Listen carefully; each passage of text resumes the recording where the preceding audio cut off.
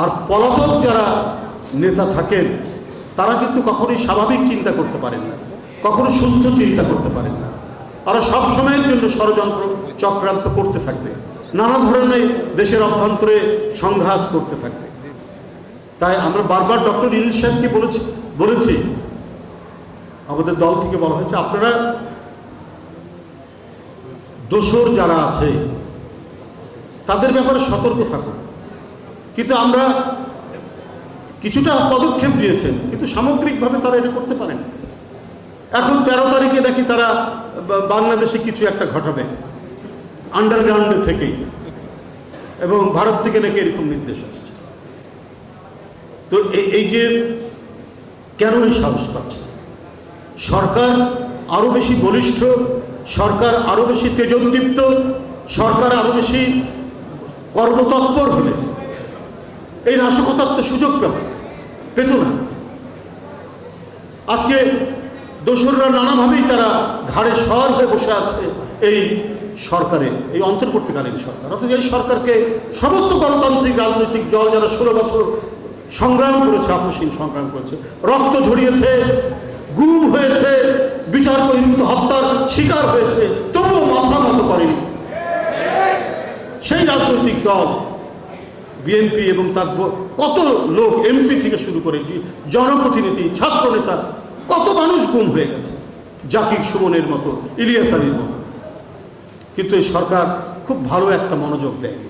আমরা কি দেখছি, উল্টো এই যে সিরিজ অফ ঘটনা, এটা তো আমার মনে হচ্ছে যে আপনার প্রশাসনের, ডক্টর ইউনূস সাহেবের প্রশাসনের ভিতর থেকেই দোসরদেরকে প্রশ্রয় দিয়ে যারা মানে বিএনপির সাথে তাদের পরিবার বা তার ছাত্র জীবনে কোনো একটা যোগসূত্র আছে, এই কারণে তাকে সাইজ করে দাও। কই আমরা তো একটা মিটিংয়ের মধ্যে দেখলাম, এরই মধ্যেই একটা মিটিংয়ে, একটি রাজনৈতিক দলের মিটিংয়ে একজন এডিসি তিনি বক্তব্য রাখছেন, তার বিরুদ্ধে তো আমরা ব্যবস্থা নিতে দেখলাম না। শেখ মুজিবের কোট পরে, মুজিব কোট পরে আওয়ামী লীগের আমলে বহু এসপি 15ই আগস্টের শোক সভায় সভাপতিত্ব করছেন বা বক্তব্য রাখছেন, তাদের বিরুদ্ধে ব্যবস্থা কই? আজ পর্যন্ত দেখলাম না তো ব্যবস্থা নিতে। কিন্তু আমরা এই সরকার দেখছি যে কোথাও যদি বিএনপির কোনো গন্ধ পায়, ছাত্রদলের কোনো গন্ধ পায়, দ্রুত সেই দিকে গিয়ে তাকে আঘাত করা। তো সুতরাং আপনি এইভাবে এত বড় একটা ফ্যাসিস্ট যে আরেকটি বড় দেশে আশ্রয় পাচ্ছে, তার বিরুদ্ধে লড়বেন কি করে? আর জুলাই সনদের কথা যেটা বলেন, সবাই তো আমরা এই ব্যাপারে তো একমত হয়েছে। থাকতে পারে নোট অফ ডিসেন্ট, থাকতে পারে সমস্ত কিছু থাকতে পারে, নোট অফ ডিসেন্টগুলো সমস্ত কিছু এটা মিনিমাইজ করে। তো আমরা আইনের কথা বলছেন, আইনি বৈধতা, কোন রাজনৈতিক দল বলছেন আইনি বৈধতা না দিলে আমরা এটা ইয়ে হবে না। কেউ কেউ বলছেন যে জুলাই সনদ পাস না হলে 2029 সালে নির্বাচন হবে। তো এগুলো তো ফ্যাসিবাদী কণ্ঠস্বর, এটা তো ফ্যাসিবাদী আওয়াজ। কেন আপনারা সেই কথা বলছেন? এটা তো খুবই রহস্য তৈরি করছে।